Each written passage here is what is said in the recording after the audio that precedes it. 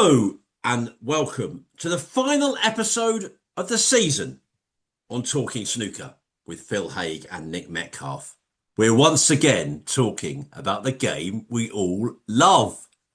We are. For the final time this season, we're here one more time in the 2025-26 season to talk about every single thing we've seen. You tried to throw me there, didn't you? You produced a cat on me just as I was There he is. talking. It's been a while since I mentioned Animal Magic with Johnny Morris on television about sort of half a century ago, so not that topical a reference, truth be told. But listen, listeners of a certain vintage, listeners and watchers will remember it, Phil. And yes, what a season it's been. A memorable one, no question about it. And it's just always the end of just a great journey for those of us that love the sport. And, it's just wonderful. Let's get on with it, shall we? And talk about the Championship League. And that seems like a long time ago, Phil, last summer. It was a long time ago. Stephen Maguire won that title, beating Joe O'Connor in the final. And we've got to say then, the Shanghai Masters was a cracking victory for Kyron Wilson, who had a funny old season, not always at the races at certain events and struggling a bit, yet won a couple of massive ones. One of those was the Shanghai Masters to beat Ali Carter 11-9 in the final. He beat Ronnie O'Sullivan 6-3 in the quarterfinals, Zhao Xintong 10-5 in the semi-finals, and then Ali Carter in the final. So not a bad one to win it, Phil. No, not bad at all. Yeah, that I remember being super impressed by that because Kyron obviously lost in the first round as defending champion, struck by the curse of Leipei fan at the end of the previous season. And he took it pretty well, but that must have stung. So to come back and win the first big event of the season in style against a load of good players, tight final. That was a good final. I remember he won that on the black in that to win that 11-9. Against Carter, who'd only got in because Mark Allen pulled out late doors. Remember Ali saying Mark had texted him saying Merry Christmas, and Ali had no idea what he was on about because it was June. And it turned out he got in the Shanghai Masters, and then Ali's got form for that, hasn't it? Coming in late and doing very well in events, and he did so there. But yeah, no, very strong performance from Kyron, and yeah, as I say, I remember being super impressed. And what I remember at the Championship League is that mad run Joe O'Connor went on, where he won every game. He won sort of like 10 plus games in a row, got all the way to the final, then fell short against Stephen Maguire. But I think that's why I put Joe O'Connor in the Fantasy 5 early doors. And he's actually had a very quiet season since then, but a good start to it. He certainly had a good start. It was a good start for Stephen Maguire. Of course, has been such a redoubtable customer at times when he's really on it, Stephen, and he was back in the winner's circle. Then we had that big win for Kyron. And then we had, well, we know now that only the second of just two editions of the ranking event in Saudi Arabia. And it was Ronnie O'Sullivan that made so many headlines. We were both on duty that night for the Friday night, if memory serves. Two maximums in the same match in his 6-3 win over Chris Wakefield in the semi-finals. Absolutely barking mad. With Ronnie, it's become a case of what's he going to do to put himself in the history books next. I mean, it's long been a case of that, really, but this was just something else. But of course, he did lose the final. Neil Robertson, another one of snooker's big beasts, beat Ronnie O'Sullivan 10-9 in the final. So certainly a short-lived tournament, but we had two exciting finals for sure.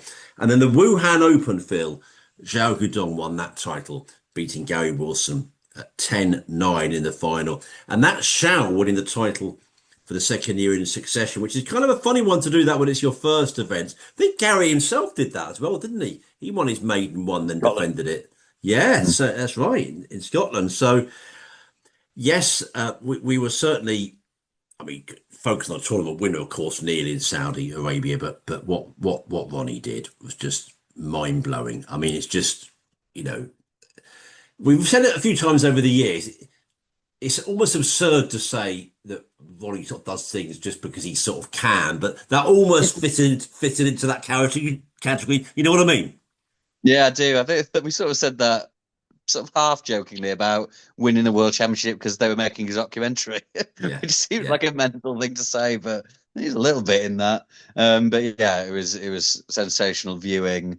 Um, and then the final was remarkable as well because Neil ran into that huge lead. Was he 7-2 up? And then I think he was Mm. 9-8 behind. Um, I should have checked that really before saying it, but I'm quite sure that's right. And then Neil got over the line to win 10-9. So yeah, big drama. Um, Lots going on in that tournament. That was the birth of Chris Wakelin's The Monster nickname, because even after O'Sullivan had beaten 6-3 with those two 147s, he described him as a monster, and that has stuck to some extent. But yeah, no, fabulous viewing. And O'Sullivan has sort of taken this role of magic moment producer rather than tournament winner at the minute. And as Yeah. a snooker fan, I think that's an absolutely fine role for him to take, quite enjoyable. And the other thing I remember about that, I remember being very pleased with Stephen Holworth getting through a few rounds to get to the last 32. And that was a good thing about a big money event being thrown into the tournament. I'm not that fussed about very rich people winning lots more money, but it's a great opportunity for the lower ranked players to win big. And I think he got sort of like 20 grand for getting to the last 32, which takes a lot of winning when you're sort of scrapping around in first, second rounds in over the rest of the season.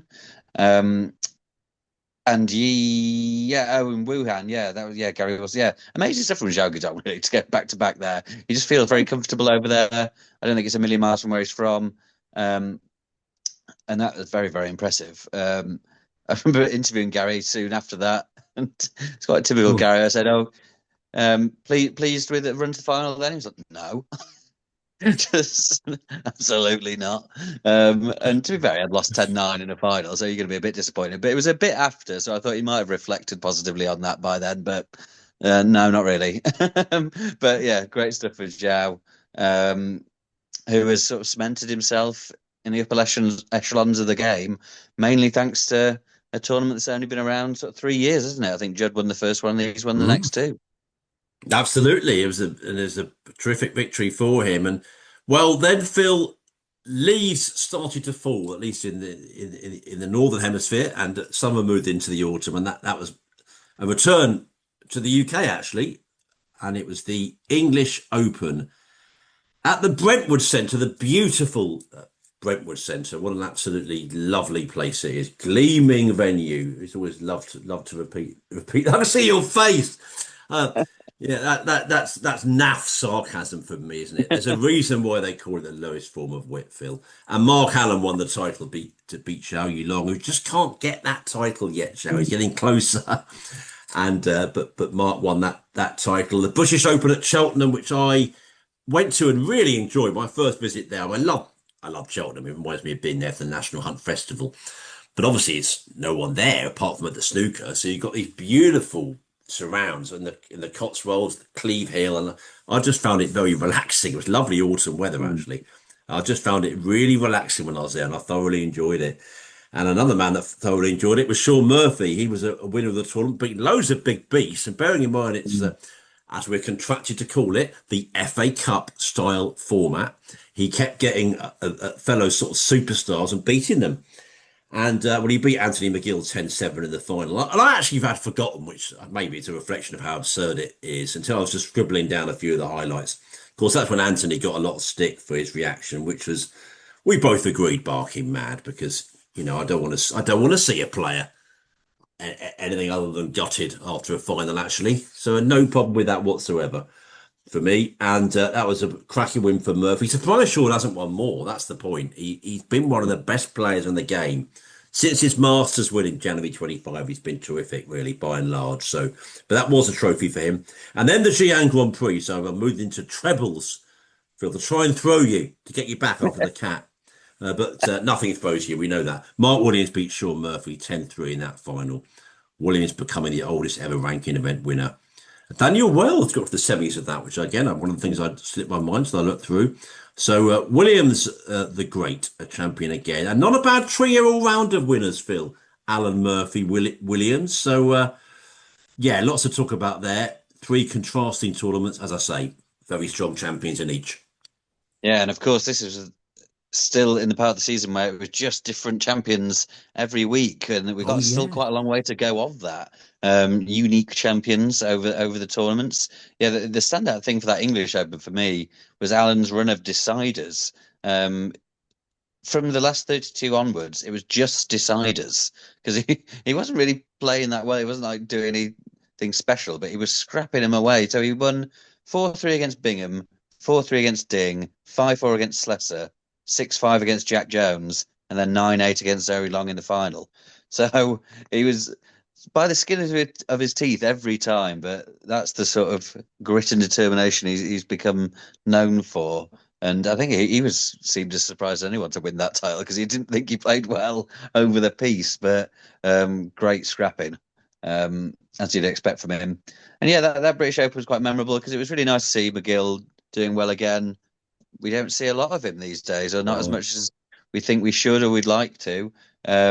So he was really good, beating Higgins in the semi, and then that final felt very close for much of it. Uh, and Murphy, like, yeah, we've said it a lot, haven't we? He's been playing pretty consistently well uh, for 18 months. You can sort of literally remember the odd match which was poor, like the Masters defence, and there was that Yeah. one in the Champion of Champions where he was fuming about the schedule and he was kind of bad in that loss. But you're picking out individual matches in 18-month periods where he was a bit Mm. below par, and the rest of it is pretty impressive. So I agree. It's surprised he hasn't picked up more than sort of a couple of trophies in that time, but that's how hard it is. Um, and Zian, yeah, that was a funny one as well. Talking about players not playing that great, Mark Williams didn't do much of note other than obviously winning matches, but he wasn't doing anything particularly special until the final. Then he was great against Murphy. More of this, this sort of narrative that everyone turns up against Sean Murphy, but Williams was very good and went into sort of his bag of tricks. He was the wiliest of old foxes there, and Sean actually was very honest. I spoke to him later about that, and he just said I couldn't hack it with him on that side of the game. Which, look, we know Sean is all out attack, but when players get pigeonholed a bit and they sort of it gets over exaggerated how poor they are at the side they're not the best at. But he was openly said that Williams just sort of did me in that front side of the game, which takes some doing, but Williams can do it. And oldest ranking event winner ever, wasn't he, after that 10-3 victory? So another piece of history for one of the class of 92. And a great trophy he got to lift there. Superb piece of kit. Oh, you got a good trophy line. That's one of your favourite things, isn't it? I like that. And we moved on, Phil. I mean, listen, we are always blessed with amazing stories. This one was, in a snooker sense, just mesmeric. And I'm talking about Jack Lazowski winning the Northern Ireland Open, beating Judd Trump 9-8. We just wondered when that first ranking event would come. And it came for Jack. And I said it time and time again over that period and the weeks after, and I'll say it again. It united all of snooker. Everybody in the game was delighted for Jack. It was a magical triumph for him. Very emotional, just months after he lost his father.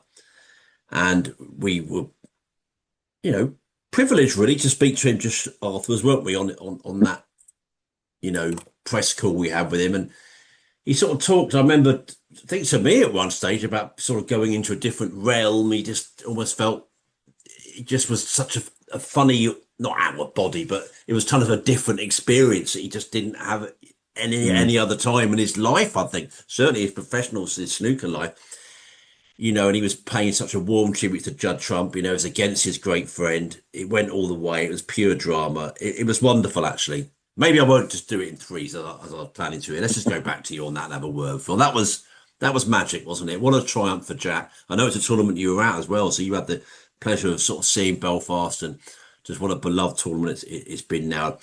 One of the reasons it's cotton on is not just the great venue and the people love the city so much. It just keeps giving us great, great finals. I don't know what it is about that building. This was another one that, in some ways, you wouldn't say topped it because of Mark Allen, but it was up there with anything. It was so, so special. Oh, definitely, yeah. Heartwarming probably gets overused for anything that's vaguely nice in sport, but that was certainly heartwarming. Everything about it, the situation, the sadness of the situation to before to go to turn it around for Jack. Um, And it came out of nowhere, really. I know we've been speaking for years about when he's going to do it, but there was not particular any signs going into that tournament that it was going to be then. Really tough run. He beat Mark Selby early on, beat Kyron Wilson, Joey Long in the semis, and then obviously Judd Trump's no easy task in the final. Yeah. But yeah, no, I loved being over there for that. It really sort of lived up to the hype in terms of the venue. I had been to the city briefly before, but it was great to sort of see a bit more of that. The players certainly enjoy it. I think as soon as they're out, or maybe not even necessarily when they're out, then the city provides plenty of entertainment for them. Um, Mhm. and yeah, it was some great stories on the table as well, of course. So yeah, that will live long in the memory, that tournament. It really will. And then a couple more from the trio I was originally going to present it in, which was the International Championship. Wu Yize, who, of course, we'll come to towards the end of this episode, the greatest triumph of his life. Well, he got that ranking tournament on the board at the International Championship, beating John Higgins 10-6 in the final. And that was memorable for a lot of reasons, but one of them was John likening Wu to Paul Hunter. Mm. I remember John saying he reminds me so much of the late great Paul Hunter, and that was just a moment that resonated, obviously, with all of us really. And then the Champion of Champions, which is always I use that word redoubtable early. That's a kind of redoubtable tournament really. And Mark Selby won that. He beat Judd Trump 10-5 in the final. The narrative here, among a few narratives, was Judd couldn't get that trophy. That one would end, but for him, it felt like getting on for a while there, was getting on for a year at that stage, and Selby beating him in that final. So yeah, so Wu Yize and Mark Selby double to talk about there, Phil. And yeah, those Higgins comments on Paul Hunter was just something so lovely about it, and so memorable because it made us reflect, of course, again on the late Paul. Yeah, definitely. Yeah, always bittersweet, but nice to be reminded of him. And I do love it when snooker players, because it will pop into your mind sometimes, but when you really, players know more than anyone when they see something in a cue action, or just a stance, or just a way around the table that really resonates about another player. And then as soon as they say it, you will realise, but it does often take a player to note it. And I got what he meant completely. And that was the star-making performance for Wu. Not quite as big a star-making performance he's gone on to do, but it announced him on the stage, and it was a great run. He beat Trump. I think he whitewashed Hawkins. He beat Zhao Xingtong in the semis, and then beat Higgins in the final. So that's some way to win your first ranking title. Because the semis there are best of 17 as well in that tournament. So it's a real proper tournament. And he did it in style. And then it turned out that that's when Ronnie had just been working with him a bit beforehand, which we didn't know at the start, but they'd been on the practice table together. So yeah, that was him not bursting onto the scenes, we knew it was, but bursting up a level or two from where he was before, right into the top 16, and a real threat, a proven threat for winning things. Then the Champion of Champions, which is always sort of a unique occasion on the calendar, isn't it? It's got a different look, it's got a different feel. Everything about it is a bit different. And Selby was really excellent. He sort of hammered Trump in that final. I don't remember thinking it was much of a contest really. Beating Robertson and Williams before that, and Maguire, who had actually a good start of the season. We mentioned he won the Championship League and he got to the semi at the International as well. So it actually looked like Maguire was sort of on the way back then, but disappointing end to the season, I suppose. But yeah, this was the start of a Selby purple patch for a bit. Indeed, it was, yeah. And well, on to a very, very big victory for him. A word about the invitational event in Saudi Arabia. Zhao Tong won that, and yeah, we were saying it was an underwhelming season, that change towards the end of it, but he did win that event. He beat Neil Robertson 5-2 in the final, and then well, we were suffering from a bit of deja vu again, weren't we, Phil? We were wondering, should we go to the pharmacy in York? No, no, no, it's all right. It's only deja vu. It's Mark Selby against Judd Trump. Yeah, that was bad, wasn't it? Even by my standards, that was absolutely dreadful. I mean, this is, I have big, you know, plans of myself. I think of myself as something of an entertainer, but when I do something like that, it's hopeless, isn't it? No, there's no getting out of that. Yeah, Selby beat Trump in that final 10-8, and Well, it was a great final. I mean, Judd sort of came back towards the end, didn't he? You think, God, is he going to get right back in it and deny Mark at the end? It was brilliant stuff. And I mean, obviously, you're going to beat top players on it, but reminding myself by looking back, so we beat Barry Hawkins in the last eight, Sean Murphy in the last four, and then Judd in the final. So, always a brilliant tournament. We love it, don't we? Such a special city, York, magic tournament, really. And yeah, Selby, getting himself another triple crown on the board. And what was interesting about that was he actually hadn't done well at the UK. That's why I went for him for the Yeah. World Championship, actually. He hadn't done well at the UK for quite a lot of years, but he certainly did well this time. Word about the shootout then. Blackpool's a fine venue for it, and Alfie Burden won the title. He beat Stuart Bingham in the final. And then to bring us up to Christmas, it was Scottish Open time, and Chris Wakeling won that, beating Chang Bing Yu 9-2 in the final. Wakeling winning his first proper ranking event. He won the shootout before. This is a significant win for him indeed. One that we did think was coming, and it was really good to see. He's really made tremendous progress and strides in the game in recent seasons. So yeah, you got a foursome there, Phil. And well, I mean, the Saudi Invitational is really not much of an event, really, is it, in terms of how important it is at all? But it's on the calendar. But yeah, the big one to talk about there for you is the UK, and great win for Selby. Yeah.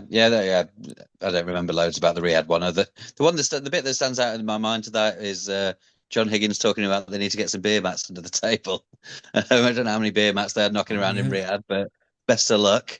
But yeah, Selby at the UK, of course, and the other stories there. I mean, Kyron sort of disaster with his cues and so that was a really hard watch. Like you don't see very often, sort of watching someone struggle like that just in their seat. It was a painful one.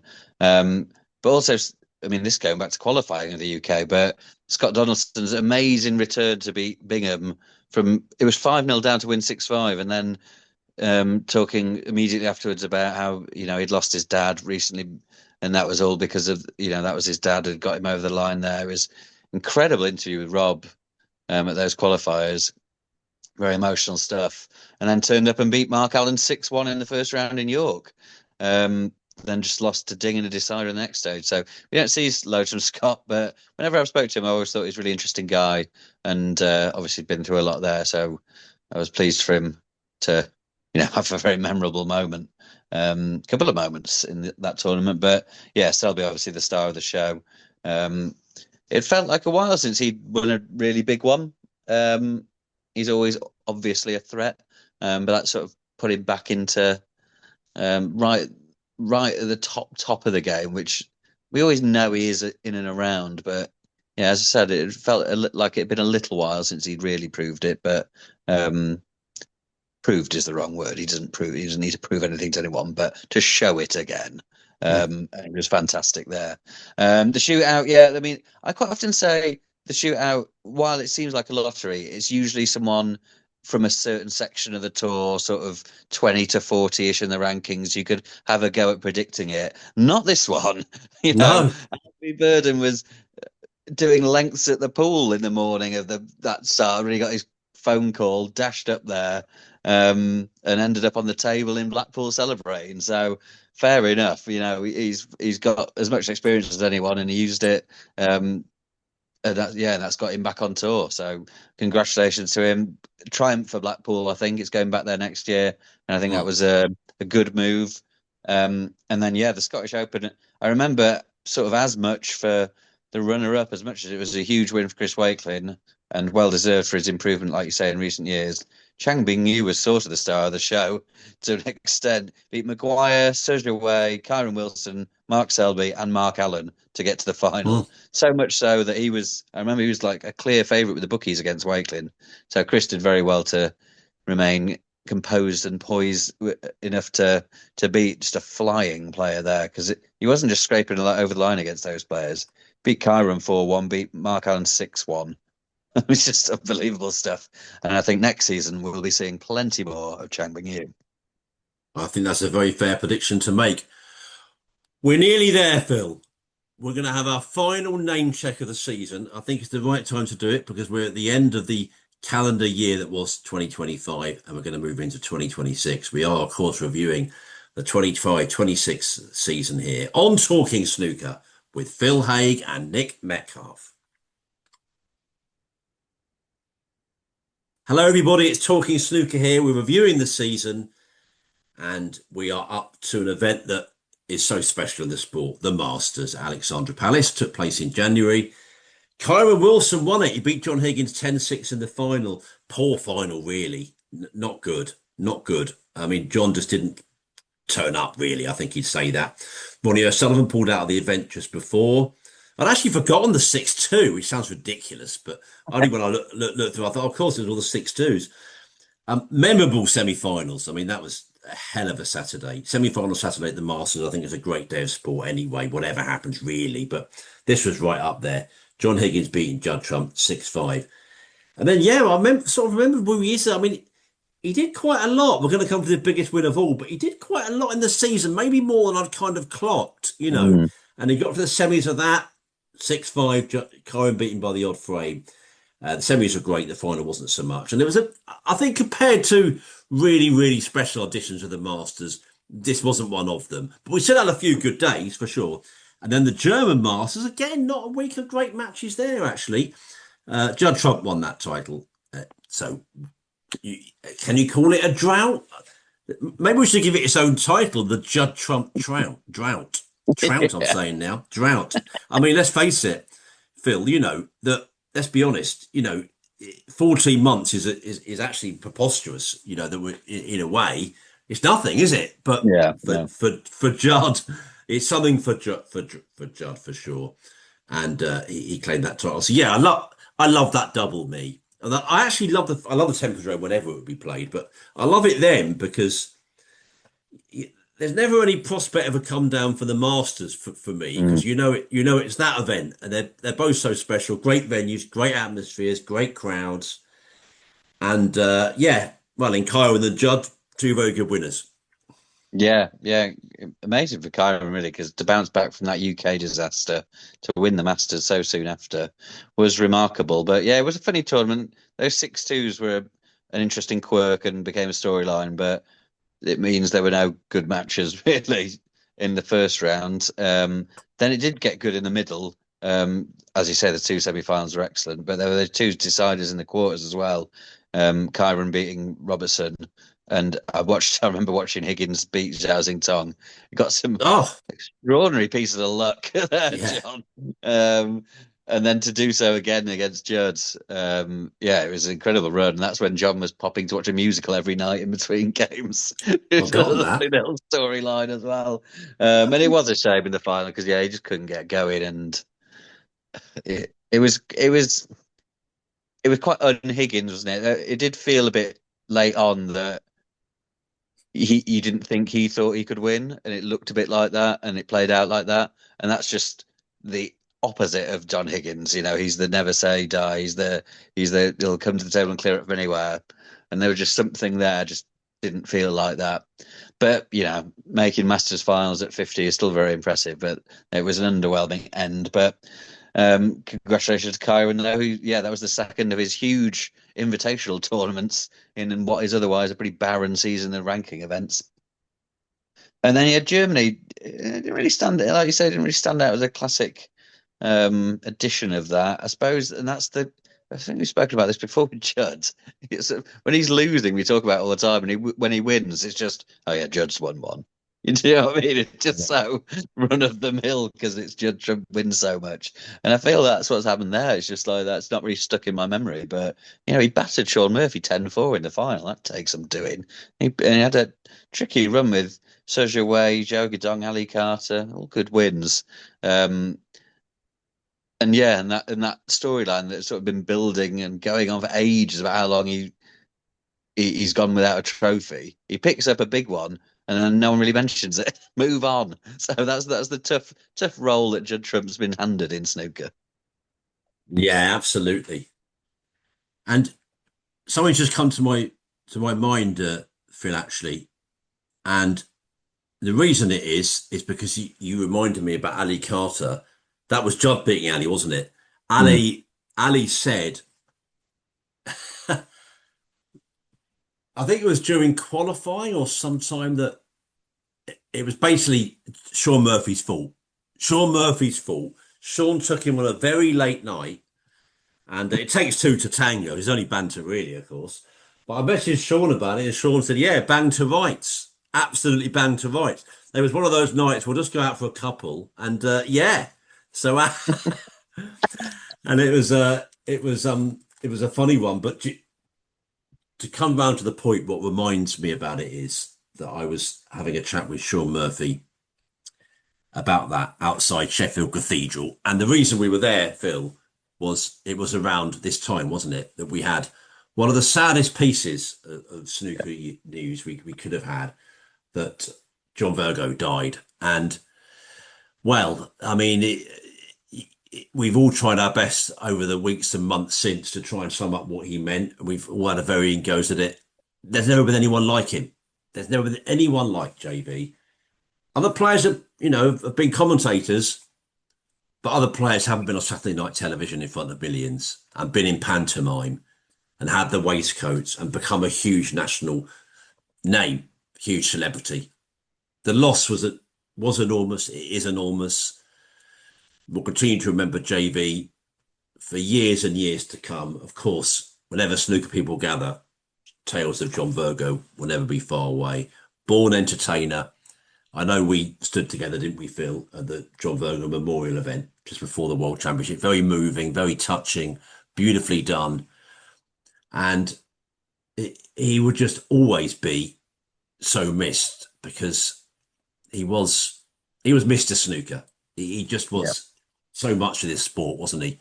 Over decades and decades, generations, whatever age you are, you've grown up with John Virgo. And different incarnations, if you like, of John Virgo. John Virgo, the player that won the UK Championship. John Virgo, the impressionist doing those great takes of other players. John Virgo, the Saturday night entertainer on Big Break.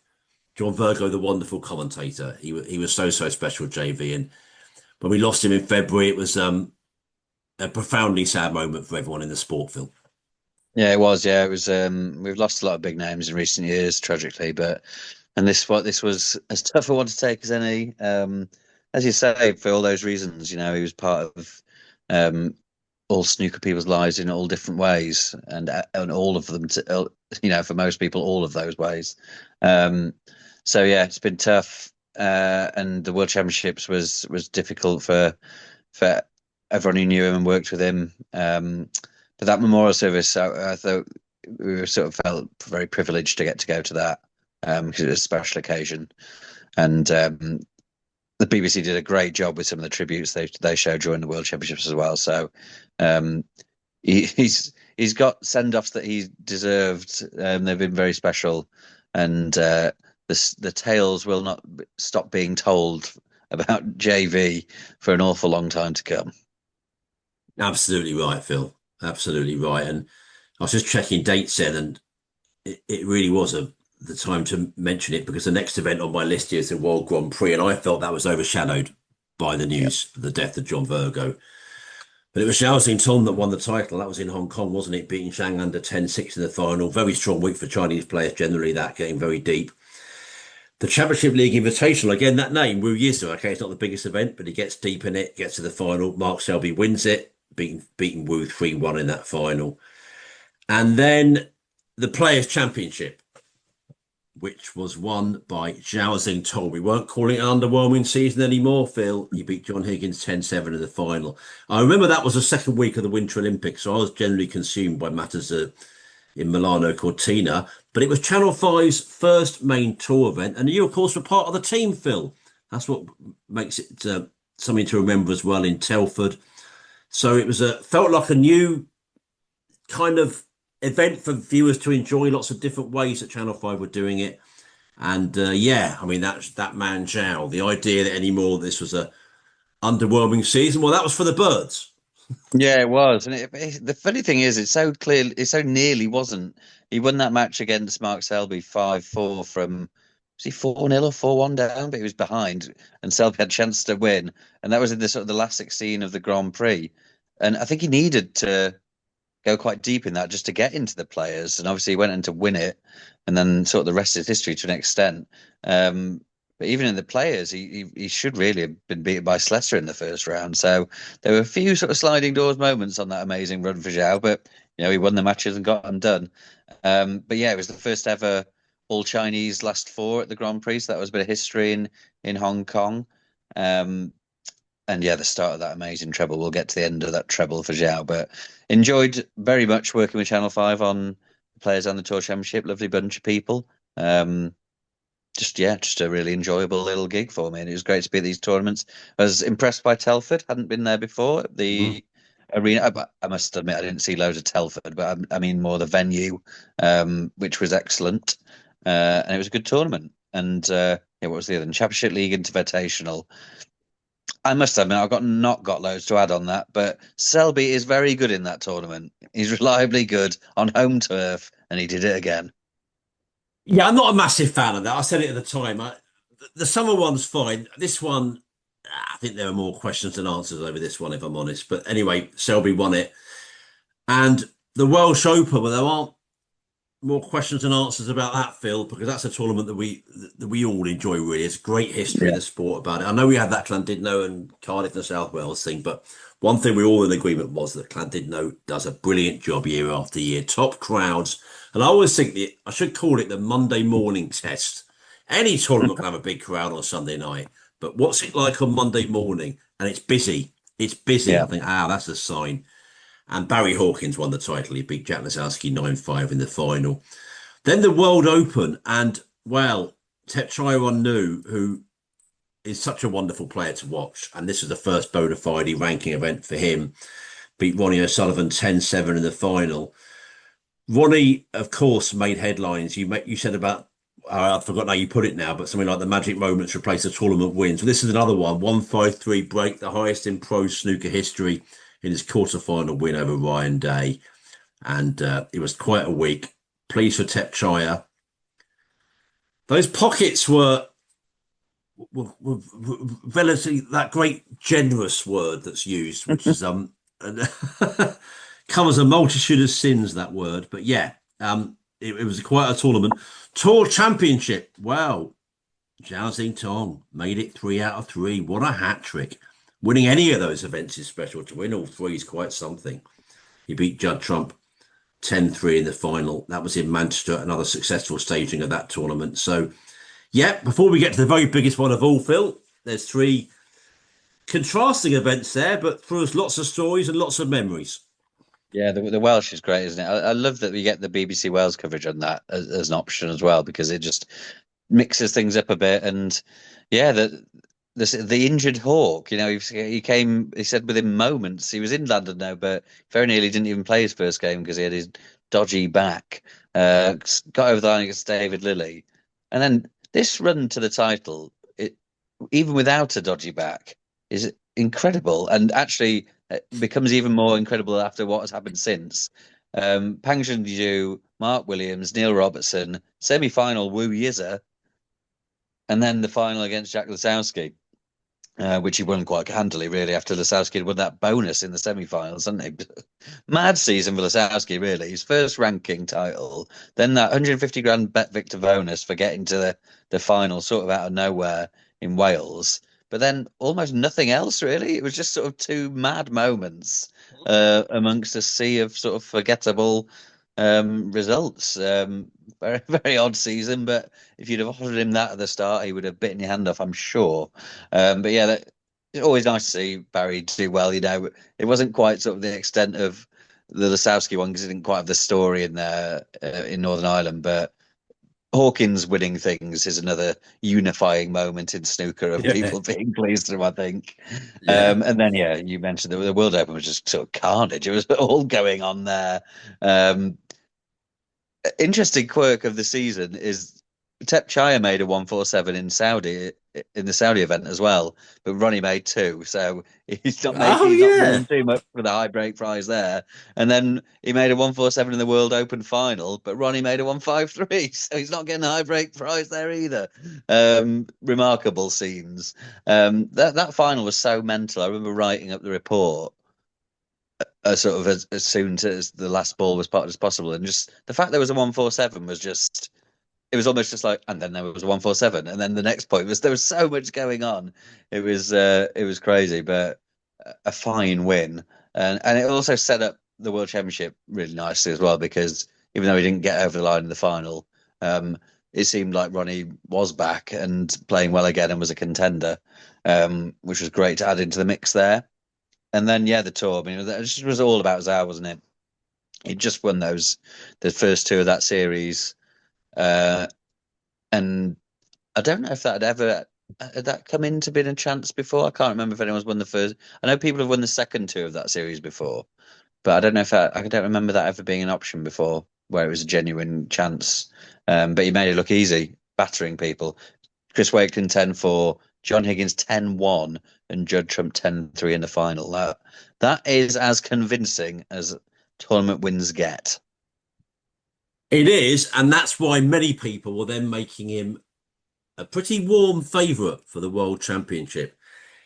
But it didn't happen like that, as we know. And this is when I haven't done it for quite a lot of years, actually, when I consider how many I did do it for. But I was always a big one for writing reviews of the year, not only sport, but news. I've done that a lot in my career. And always it's a funny moment where things have just happened. You know, that's always a funny one. And we got that case for the World Championship. We have just seen it, Phil. We are, of course, just a matter of days on from an unforgettable victory for Wu Yize beating Sean Murphy 18-17 in the final. Absolute classic final. One for the ages, only the fourth time we've seen the decider in the Crucible era and the first for 24 years. Amazing semis too. Sean Murphy beating John Higgins 17-15. Wu Yize beating Mark Allen 17-16. Crazy miss black from Allen, one of the great sad moments, really has to be said. One of the most infamous misses in the history of the sport. That's not hamming it up. That's exactly what it was. Slow burner, word for the Green Bay. Daniel Clark, always a great judge, I think, and he I think was rightly saying that's the way round you want it. A great Yeah. start and petering out. Nah, not really. Slow burning start and crescendo like this. Yes, please. That's a brilliant way round of doing it. We had a very close one for Sean Murphy, of course, in round one. But then, wow, come those best of 25s, it was just magic, really. I mean, the Higgins and O'Sullivan, what a comeback for John to win that was something else. Of course, we saw the exit of Zhao Xingtong at the last eight stage, a man that was so heavily fancied by many. And then we just had just a wonderful, amazing climax. And Wu Yize, all those years waiting for Chinese world champion. We have now two in a row, Phil. And what could he go on to do in the game? Quite dramatic things, we think. He really is some player, some customer at the table, on and off it. He's a sort of delight, really. Brilliant world champion in the sport. And what a tournament. I mean, we tend to reflect on it a long time afterwards. Us snooker people do so for, well, in the summer, really, we're still thinking, aren't we? Because they're so big in our lives, every edition of this. It was a pleasure and privilege for us to be there. Sheffield put on a great show. And we've got to say, of course, the new Crucible deal, which will keep the tournament there for long into the future. I remember particularly seeing David Hendon's face, I have to say, the shock. I know I was open mouthed, not by the news of the deal, but by the news of 2045. We don't have that custom in the UK of long deals, really. I think it's much more of an American thing, as I said before. I was stunned by that. It's going to be there for decades into the future, Phil.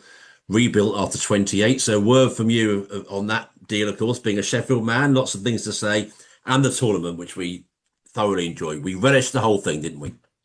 Yeah, absolutely. And I think there was a really nice atmosphere about this tournament, knowing that agreement is now in place and the sort of renewed vigor on all fronts. I think the plans are exciting to see. And I think, as we've mentioned before, the sort of surrounding areas and businesses around the Crucible will get more stuck in than ever and making it a festival of snooker. So yeah, no, that was all good news. And yeah, the tournament, even the sort of slow burn start, which it was, but there were enough things, nice things going on there. You know, we had the debutantes, Stan Moody, Liam Pull, and Anthony Kowalski, who all sort of did enough, even in defeats, to show that there's a reason why they're there, and we could expect to see them again. Um, and yeah, and then it just built into just. It was from that Monday, wasn't it? I kept thinking that the Monday where Higgins beat O'Sullivan, Selby and Judd went out as well, and it went from sort of this seemingly quite predictable, not even that close matches, to suddenly we had two deciding finishes in the day, and what was a big shock at the time, Wu beating Selby, really. Um, Mhm.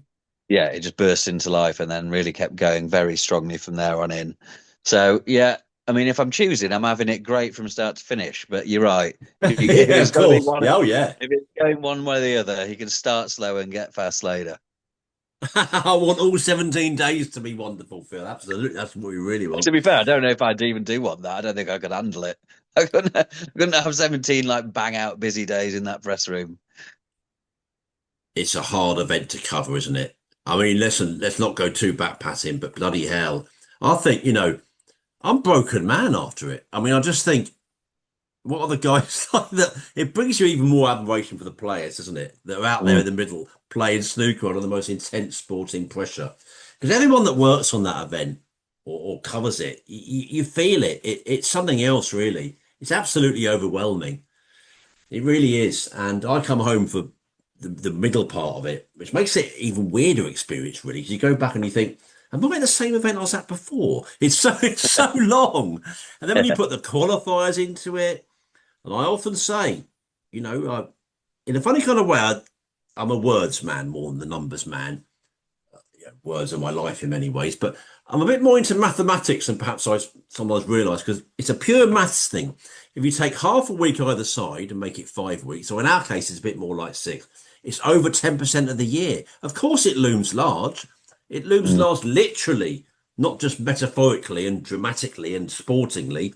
It's big literally. 10% of our lives, Phil Hay, on that tournament. No wonder it looms so large, but it was wonderful, wasn't it? It was memorable, really. And yeah, I agree with you on the atmosphere. It's better than ever in Tudor Square. Bit weather dependent, like a lot of the UK, but when it's lovely weather out there, oh, with those deck chairs, the big screen. And the reason I love it, is because not everyone can afford to go in that arena. People tell me time and time again they can't. For the price of a beer or coffee, or you don't bring your own drinks. You can be Mm. out there with people chatting snooker, and I love that. Yeah, definitely. Yeah, it's gone really, really well, and there was a good week of cracking weather, so that was yeah, it was ideal for everyone really. Um, yeah, and as I say, I think it can only improve and sort of spread its wings further. And there's much more to Sheffield than just that square. That's going to be the hub, obviously, right outside the Crucible. But when those 500 seats go in, that's a lot more people milling around that is going to be needing entertainment when they're not in the Crucible. So yeah, no, it's exciting times for the tournament and the city, which I'm openly biased towards, being it my hometown, but I'm very happy about it. And yeah, just a fantastic World Championship, I think. Um, as I said before the last episode, I think I've not got really clear ranking of the best ones in or any sort of order, but I know when I've seen a good one and a slightly less good one, and this is a good one. There must have been tears in the hay, guys, for some of those Sheffield montages. BBC seemed to give us about 4 or 5 of them this time. They were all brilliant. I love the Jessica Ennis Hill one on the last night. That Yeah, was Toby great. Foster did a great one as Yeah, well. he did. Seeing those images of Sheffield and going back to yesteryear, yeah, it was great. Well, we said we'll try and do about 45 minutes. Running a little bit more. That's quite good for us. We're ending on a note where we've done what we aimed for type thing. Just to say thanks for reading all my Sporting Life columns throughout the season. I love writing them as ever, and thank you for your readership and your kind words about them. I signed off for the season on Radio Snooker as well, but there's plenty to listen to on my back catalogue of broadcasts there, including my commentary on the climax of that memorable World Final at the Crucible. And the new season, Phil, June the 10th is the date. There's other important snooker matters between now and then, not least Q School, but June the 10th, we will return just before that, won't we? We're going to have our traditional month off. We'll see you in June. We look forward to it very much. And we'll reflect on the number of matters on and off the table, won't we, when we return, including the World Seniors at the Crucible. And yeah, maybe you can reflect on a bit on what you might have coming up or what you're looking forward to. And we all need a bit of a snooker detox, don't we? I know I do, but we don't get much now because the breaks are so short, eh? Yeah, absolutely. Yeah, I mean, Q School I always find fascinating, and that is just round the corner already. So yeah, no, I'm not going anywhere really. So you'll get the usual sort of coverage from me of whatever's going on. And I know I think the sort of latter half this year, I know we had a couple on during the Worlds as we always do, but we've been a bit short on players this season. So the start over the summer, hopefully we'll try and get a couple on for you. Usually after Q School's a good one. So yeah, when we're back in business, we'll bring along some friends for you. I agree on both those counts that the second half of the season has been a touch light on other voices. I think maybe we just had a lot going on in our lives, haven't we? So we Yeah, just focused yeah. on the two of us. But yeah, in the summer we'll certainly aim to change all that. And well, that's it, really, Phil. Thank you, Senor. Your companionship throughout the season and over the years now is really appreciated by me, I have to say. And you really are a great operator. So thanks very much. And should we try and get it right next season? We'll try. I'm going to do my best to get a working internet connection. That's my if it's not a New Year's resolution, it's a new season's resolution. And I genuinely would like to apologise to all listeners for what I put you through on that front. But yeah, this the feeling is mutual on being very thankful for your company on this, and this podcast certainly wouldn't happen without you. The driving force behind it. So yeah, no, I always say always a pleasure, and I very much mean it. That's kind, sir, and all the best to you. This is a hell of a mutual loving, isn't it? Shall we extend that to the listeners and say we appreciate them because Absolutely. without them, we'd still do it because we're mad, wouldn't we? No, we wouldn't really. We wouldn't do it without the listeners. They're integral and their kind words are much appreciated. And you know what? Let's not just say we're hamming it up. We did get so many people say to us in Sheffield they listened to us. Remember that great period where we came out of the pub and into Tudor Square, and there was just people saying, "Well done, you two, you do a great job." That's a bit like a fever dream, wasn't it? We got It loads was of attention. lovely. We got loads of attention, and that means a lot because if you listen, that's priceless, and we really do appreciate it. And yeah, we are going to return for a new season. We'll see you in a month's time. And who knows what twists and turns. I took a bit of a flyer with a Sporting Life column I wrote. I don't know when it was, about sort of November or something, and said something like, "Is this going to be snooker's greatest season?" And that's very hard to quantify. It's very Mm, subjective, but it had a good go at being the greatest at times. It was so many. All the great events seemed to the biggest tournaments seemed to have great finals, and mm, there were some one-sided ones, of course. But the stories, the amazing Ronnie achievements. He didn't win anything but his achievements, and yeah, just the amazing world championship we had and the new world champion that's so exciting. And yeah, Jack Lazowski winning in Northern Ireland. I mean, there's a reason we keep coming back for more every season, Phil.